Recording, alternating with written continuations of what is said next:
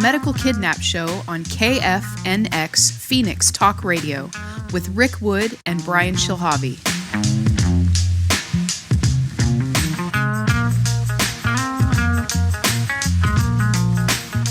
Welcome to the Medical Kidnap Show. I'm your host, Rick Wood. And I'm Brian Shilhavy, the producer of the Medical Kidnap Show. And I'm also the editor of medicalkidnap.com, which is part of the Health Impact News Network. Okay, Brian, so for this week's show, I know we're going to cover the Devani case, and we mentioned her story in both of our episodes, but in the very first episode specifically. And we have a special guest, Beth Breen, who will be on with us later, an eyewitness to the case, and she experienced all of that. So this is the one of the biggest cases in Arizona that we first unpacked, I guess, or as you could say, are uncovered. And so why don't you just tell us a little bit about this case, Brian, about what happened with Devani and how that all, give us the full story. Sure. So I want to start out by just warning our listeners, as we discuss this case, it is very graphic, very, very graphic. And this is not suitable for young ears because it involves some very, very difficult issues that are regarding child sex trafficking and pedophiles. So just want to warn everybody up front. So as we discussed last week, when we were talking about the Peterson case, that we had mentioned that the Peterson case was really the second case that happened in Arizona where federal agents had to come in and initiate the arrest, Homeland Security. The first case, which is what we want to discuss today, is the case from 2017. And this is the case of young Devani. And we've done 3 or 4 stories on her, which you can read in much more detail than what we'll go into here today. And that's on medicalkidnap.com. Just go to the search and type in Devani, D-E-V as in victory, A-N-I, and you'll be able to pull up all of her previous stories. What I want to do is just kind of give a summary of what happened there. So Devani was born in 2011, and her parents' names are Michelle Tremor Calderon and Jonathan Heileman, and they lived in Tucson, Arizona. They described their life as being happy, and Devani was happy living with them. What happened was, apparently, according to, and I'll just say that we actually interviewed these people back in 2017. We talked with Michelle. We actually our reporter talked with Beth Breen, who's going to come on the show here in a few minutes. So we got this information firsthand. This isn't just stuff we gleaned off the internet. We actually talked to these people. And according to the mom, Michelle, her and her husband at that time got into an argument. Voices got loud, and a neighbor complained. They called it into the police. The police came. They logged it in as a domestic violence issue, even though there was no physical contact between the two of them. It was all verbal. And according to the mother, the charges were very quickly dismissed. There really was no domestic violence. So there were never any formal charges filed against them. It was completely dismissed. Now, when this happened, Devani wasn't even home. She was not even in the home at the time. She was with her grandmother. So she didn't even witness any of this. But nevertheless, CPS got involved. And the day after this happened, actually the day after the charges were dismissed, a social worker showed up at the grandma's home. The social worker reportedly, her name is Norel Alviti, and she had no warrant and she had no court order. And yet, in spite of that, she took Devani into state custody and removed her from the grandmother's home. The mom and dad were at work at the time, which is why she was with the grandmother. The grandmother watched her during the day while they worked. So the mom, Michelle, she just figured, well, this is all a misunderstanding because all that happened is I had a a very loud argument with my husband. The neighbors heard it. They complained, but nothing ever happened. So she thought that she would be able to clear this up right away. So she goes into the CPS or DCS, as it's called now, office, and with paperwork showing that there were no charges. There was a call made, and the police did come, but no charges were filed. They were dismissed. And the social worker wanted her to take a drug test. Now, they feel that probably there was some disgruntled person that maybe made some allegations, maybe even the same one who called into the police that night, that her and her husband were doing drugs. Now, Michelle denied this completely, but they required her to allegedly take a 10-panel drug test, and everything came back negative. She was clean. She claims she was clean. She had been clean for a long time. So that should have ended it, right? But it didn't. This began the nightmare of them holding Devani, not returning her to the custody of her parents or even to her grandmother. And as many of our listeners know and have read our stories over the years, Child Protective Services, Child Welfare Social Agency, they make the parents jump through hoop after hoop after hoop, go to parents' classes, all this other stuff to get the child back. And remember, Devani was taken without a court order, without a warrant. So, as we get into this story, let me just summarize real quickly here, because we don't want to talk about, all the things that we've already documented. But what happened was she was put into a foster home with David Frodsham. David Frodsham, as we've mentioned in the past, was in the military. He had come back from Afghanistan. He was kicked out of Afghanistan allegedly for deviant sexual behavior. Somehow got licensed as a foster parent along with his wife, and Devani was put into that home. And this was quite a distance from where the parents lived, and so they had to contract out a driver for the visitation rights. And the driver, Beth Breen, is who we're going to talk to here in a few minutes. So most of the charges, because people always want to know, well, why did they originally take this little girl away from the parents? And let me just finish my thought on what happened with David Frodsham. It was learned later that he was a pedophile. He was running a child pornography ring out of his home. He was busted by federal agents. Everything was filmed. Little Devani was raped repeatedly, according to the court documents. And he was arrested, and he's behind bars today. Okay, and we'll talk a little bit more about what happened after that as we go along here. Why did they take her away in the first place? As we've already said, there was no court order. There was no warrant from law enforcement to take this child. Now, the mother, Michelle, does have a history of drug usage, and she had another child years before this. Her first child was born reportedly with a congenital heart defect and passed away at the age of 3. And this was very hard on Michelle. In order to cope with her loss and her pain, she did turn to drugs. And then in a couple years after that, she gave birth to another child.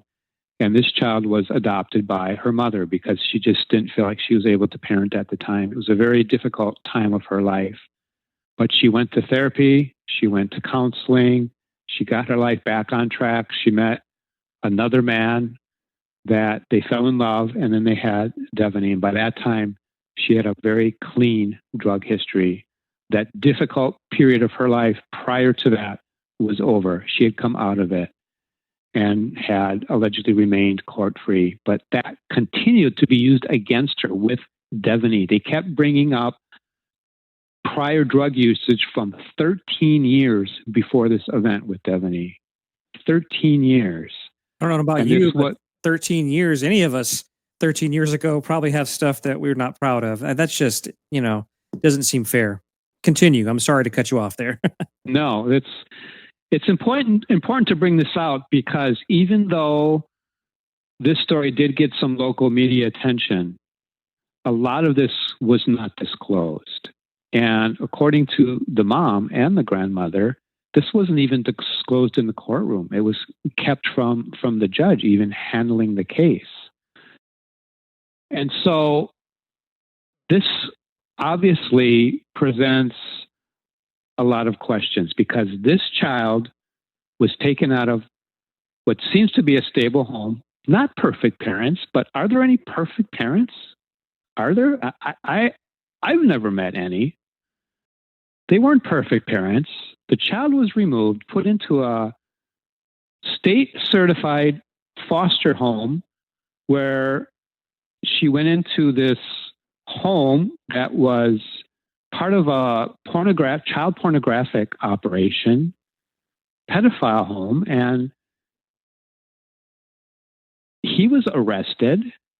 And then she was put into another foster home, not returned to her parents or to her grandma, but put into another licensed foster home. And in that home, the foster mother, a woman whose last name is Osteros, ended up burning her in a bathtub with scalding hot water, burned 80% of her body. She lost her toes. And Miss Osteros is sitting in prison today also.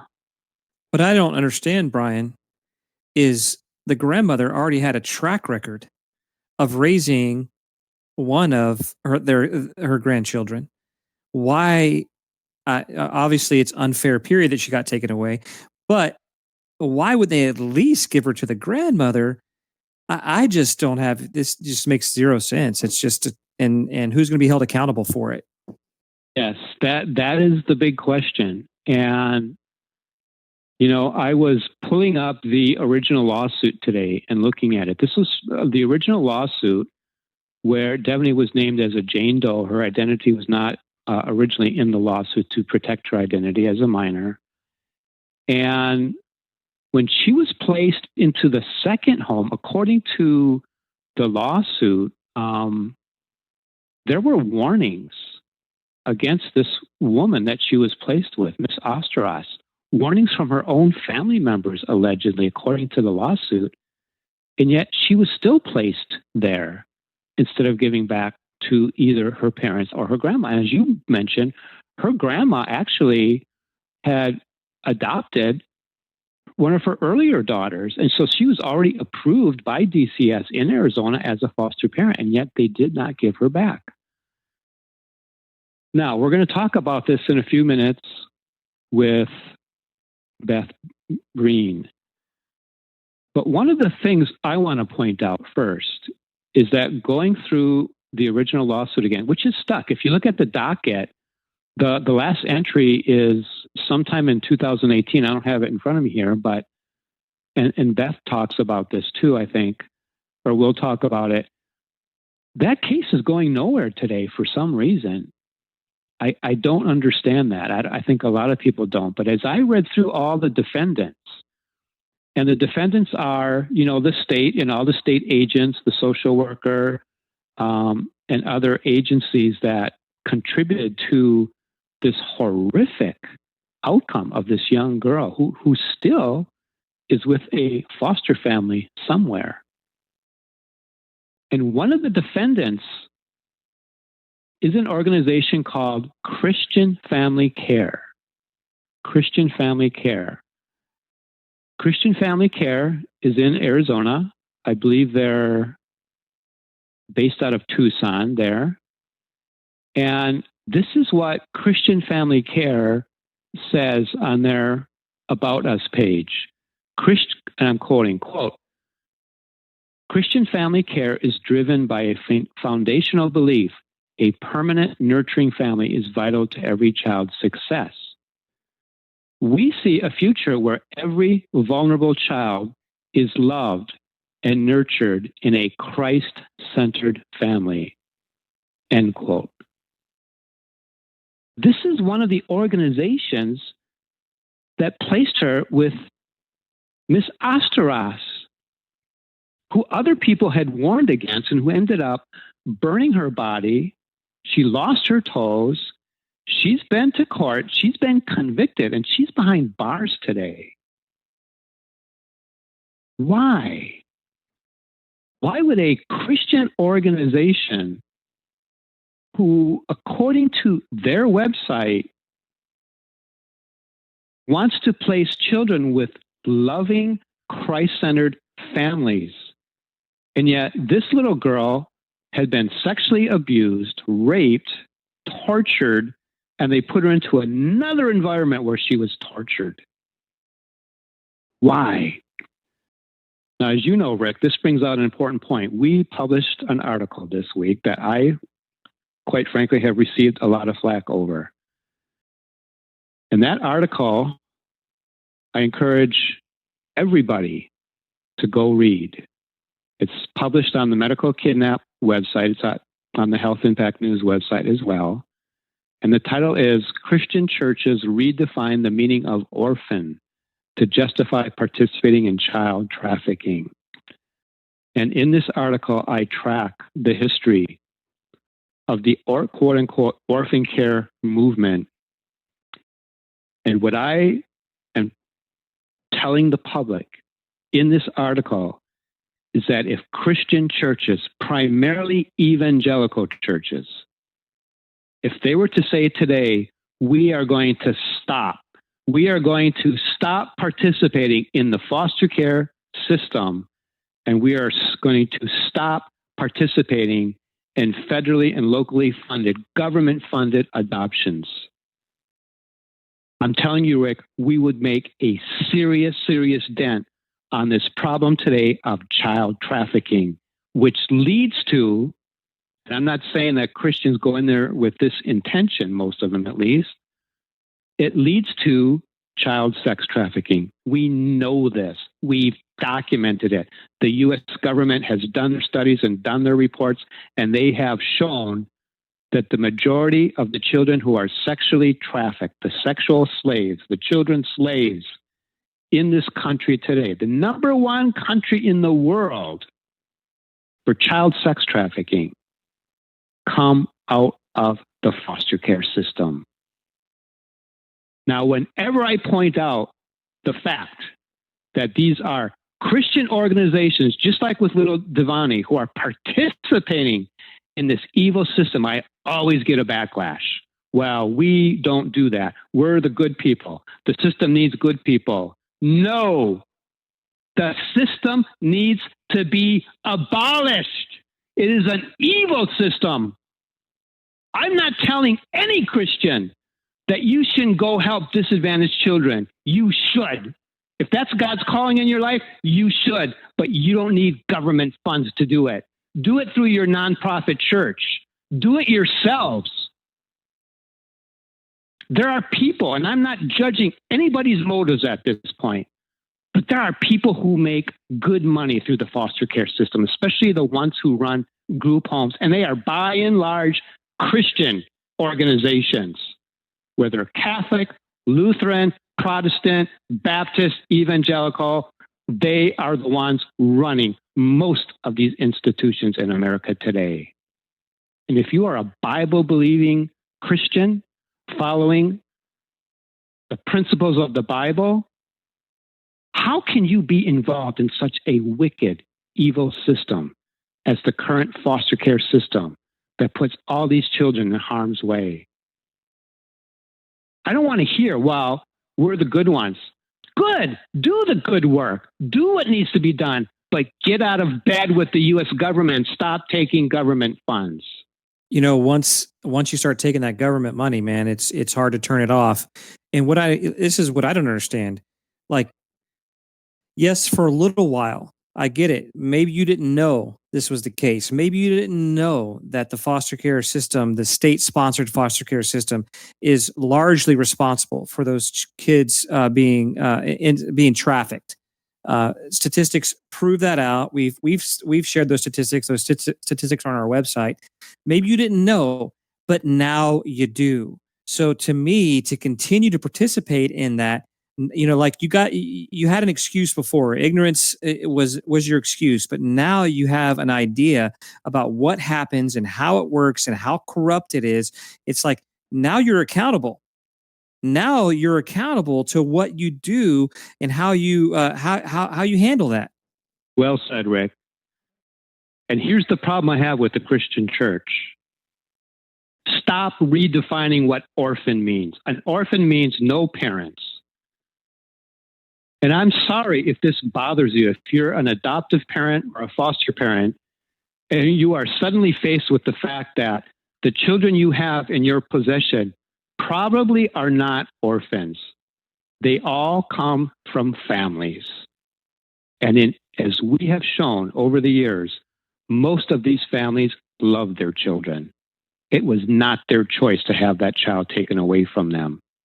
So if we want to really deal with the issue, the true disadvantaged children, the children who really don't have parents, or maybe they do have parents who say, I'm not fit to raise my child, like Michelle, the mother of Devani.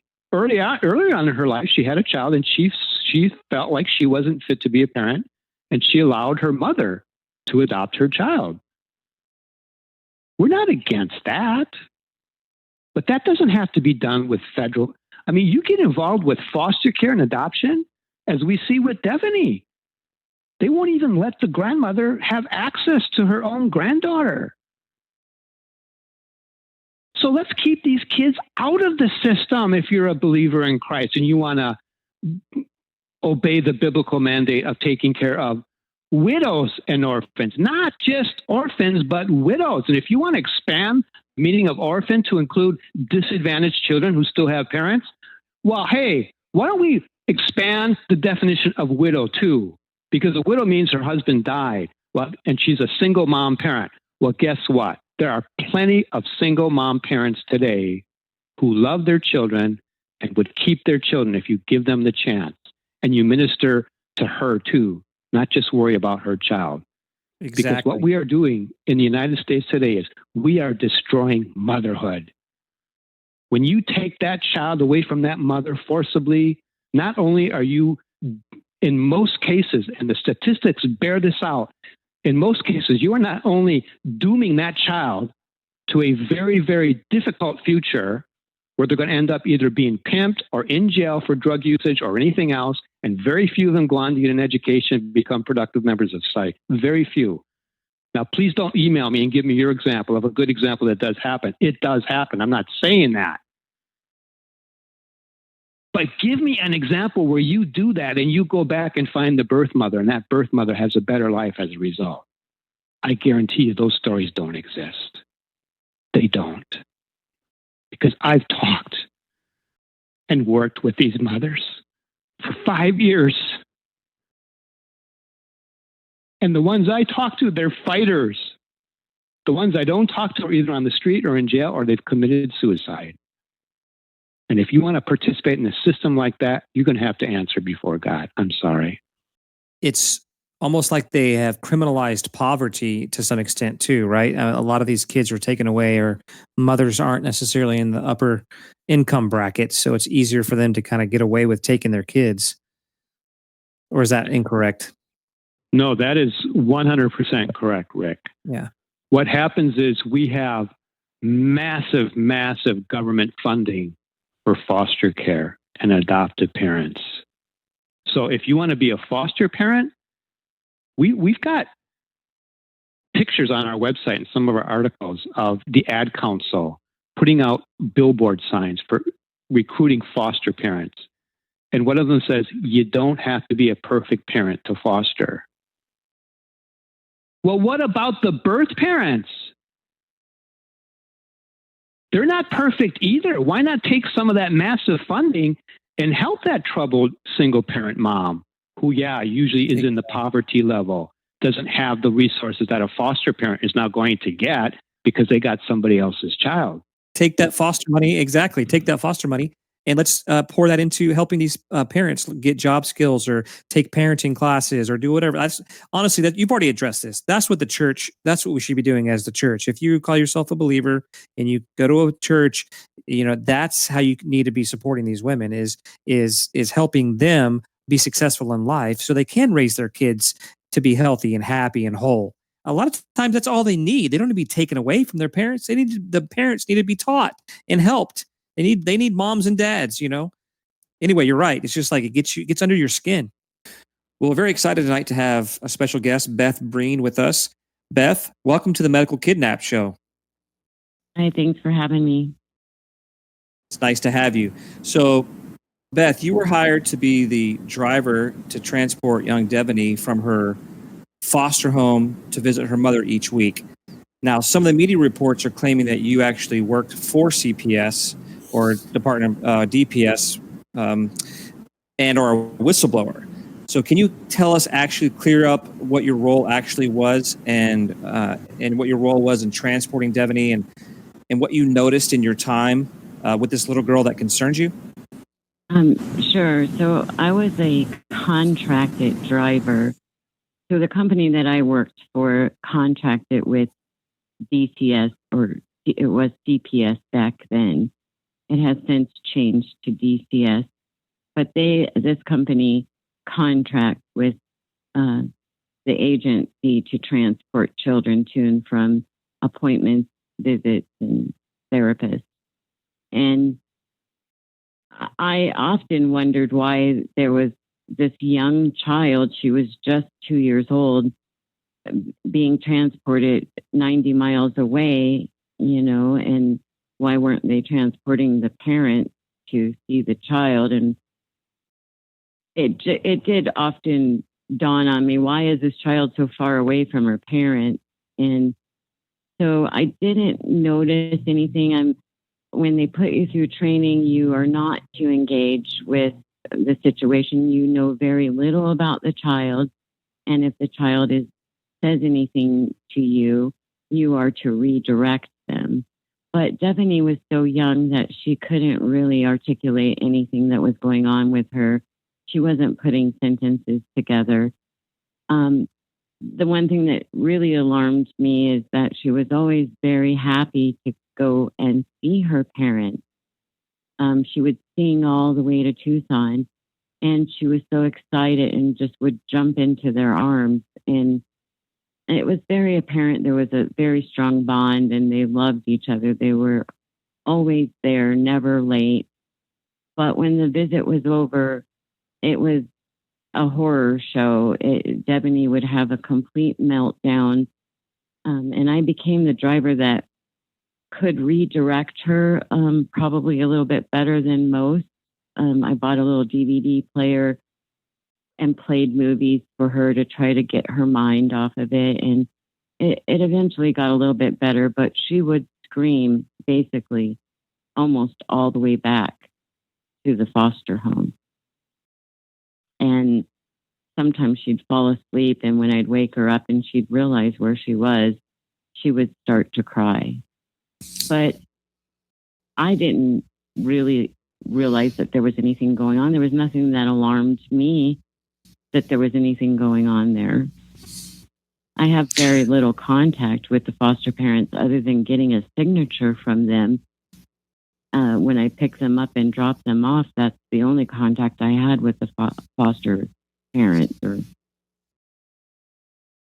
Well, Beth, we know from media reports and previous stories that we've done on this case that Mr. Frodsham, David Frodsham, has been sentenced and is in prison now. Yeah. What is the status of that case? Did you participate in that case? Are you participating in any other open cases at this time that is regarding young Devani? Is that case over? What can you tell us about any updates at this point? I have not been involved with the Frodsham case, and I was gagged on the Osteroth case. Okay, so you were gagged on the case of the second foster mother. No, I am gagged on the second. Well, actually, it was her fourth placement. The last one she was burned. I'm gagged on that case. You're gagged on that case. Okay, and that case is still going on? No, I believe that case has been resolved. So honestly, I'm not even sure if I'm under gag anymore. Because Samantha Osteros, that put her in scalding water after the fraud sham home, she has also been sentenced to 15 years in prison and 15 years probation after that. So that criminal case is complete. It's done. It's over with. And do you know if there's any other existing cases out there? Are there other people who have been implicated in this case involving Devani? Yes. Or Devani, sorry. There was a case, Jane Doe versus the state of Arizona, filed on Devani's behalf. It has been stagnant for probably the last year, so I'm not sure what's going on with that. I did have an investigator call me that was interviewing for this case and gave him my testimony, but I haven't heard anything about that. I know that Devani is still under the care of DCS. She's being very hidden. They say for her protection, but the two people that abused her are in prison. So her grandmother who has been fighting tirelessly for her and has been denied over 4 times, all the way up to the Supreme Court. She just wants visitation. She wants to know how her granddaughter is. She wants that bond back with her child that she once had before it was ripped away from her and ripped away from Devani. So tell us a little bit more about that. Has the grandmother, has she tried to get visitation rights? Is there a reason why CPS or DCS, as it's known today, is not allowing her to do that? Well, she has been told that Devani does not remember her. She's been told several different things. The last denial was that she doesn't make enough money to support Devani, but they will pay a stranger, or if she's in a facility, they will pay enormous amounts of money for other people to care for Devani.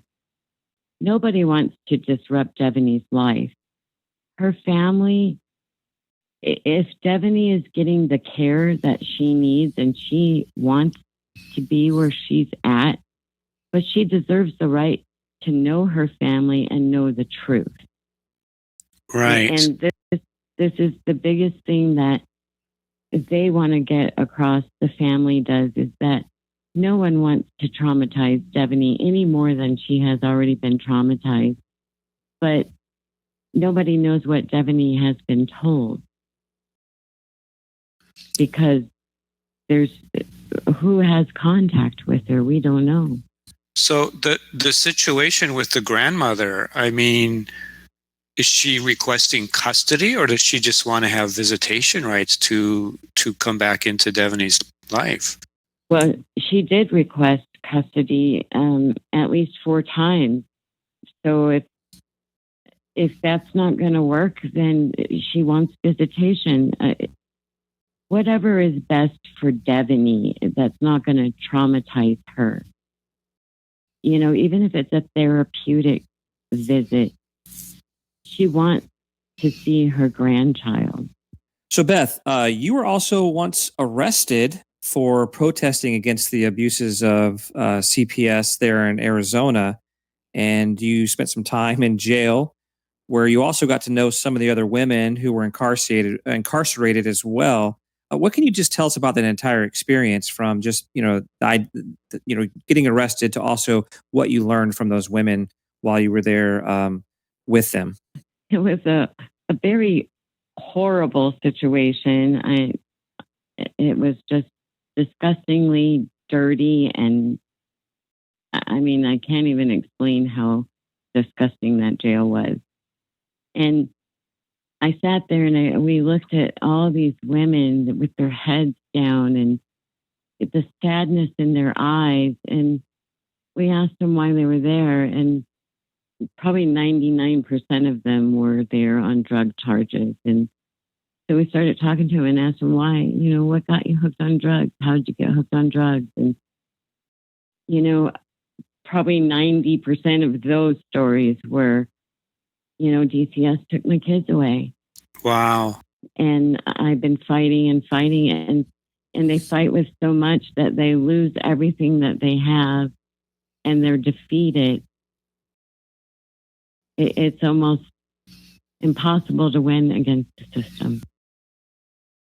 And I believe that they self-medicate because the worst feeling on this earth is for a parent to not know where their child is.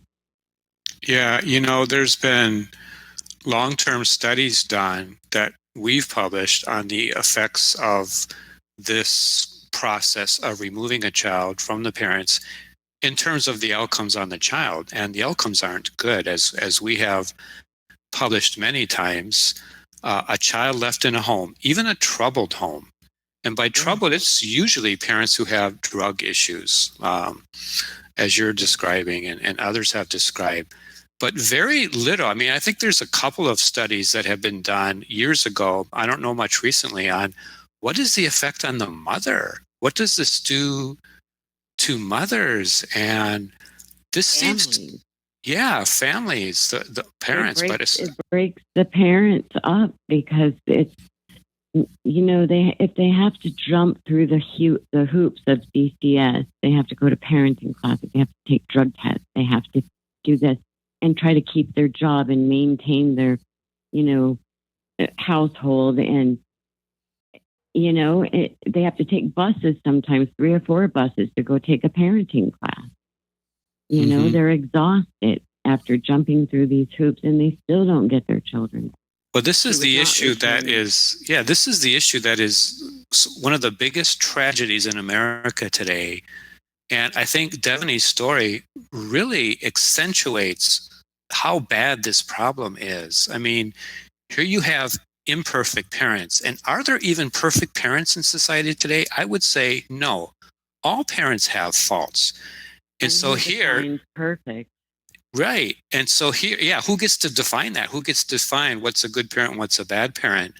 We've always said, look, if a parent is being bad, put them through the civil court system and afford them the same constitutional rights any other arrested criminal gets. Due process of law, jury before your peers. And let's go through that before we remove parental rights. Because this is the issue today. I mean, I don't think, when you look at drug abuse in America today, I would hazard a guess that more than 50% of the adult population in the United States today has a drug issue. Most of them prescription drug issues. And by and large, those are not the children that are removed from their parents.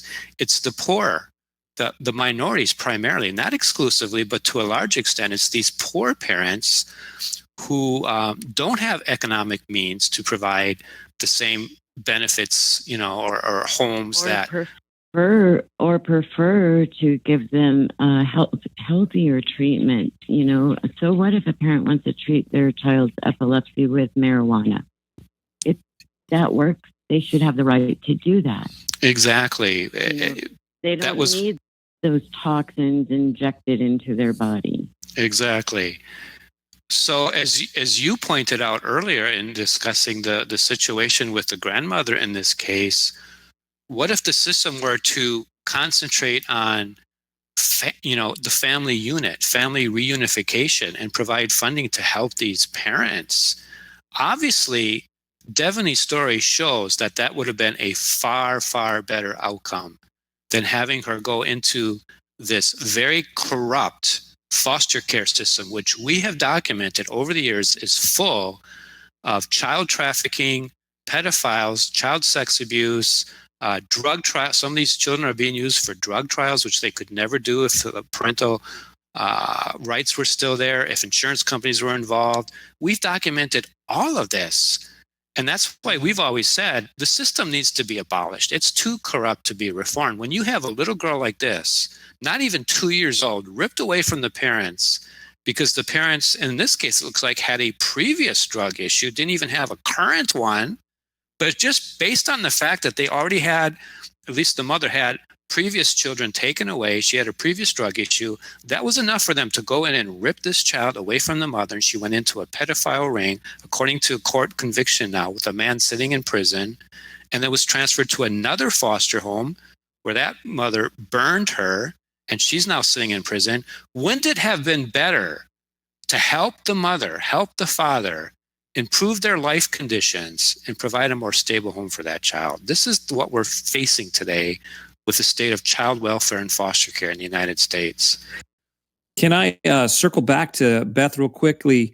You were arrested for protesting CPS. Was it this case that got you so stirred up that you would be willing to be arrested for protesting this abuse? Was it Devani's case, or has this been something that you've been passionate about for a while?